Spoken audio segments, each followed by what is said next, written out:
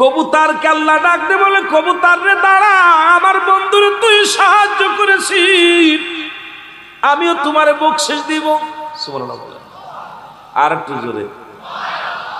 কবুতরকে আল্লাহ গো, তোমার বন্ধুরে আমি সাহায্য করেছি, শত্রুপক্ষ পিছে লেগেছিল, সাহায্য করেছি।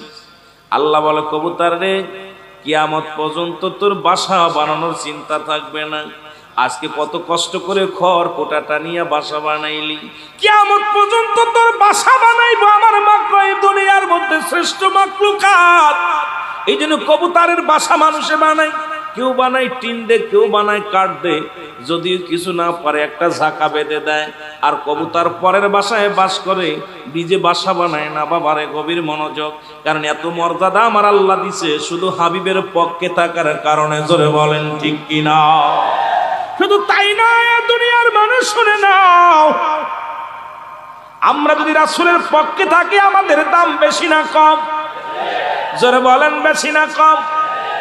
শুধু তাই নয়, সমস্ত গর্তের মধ্যে যখন দেখলেন হযরত আবু বকর সিদ্দিক রাদিয়াল্লাহু তাআলা আনহু গর্তের মধ্যে দেখে শুধু গাড়া আর গাড়া, গর্ত আর গর্ত, নিজের পাগড়ি মোবারক সিঁড়িয়া সমস্ত গর্তের মুখটা বন্ধ করে দিলেন।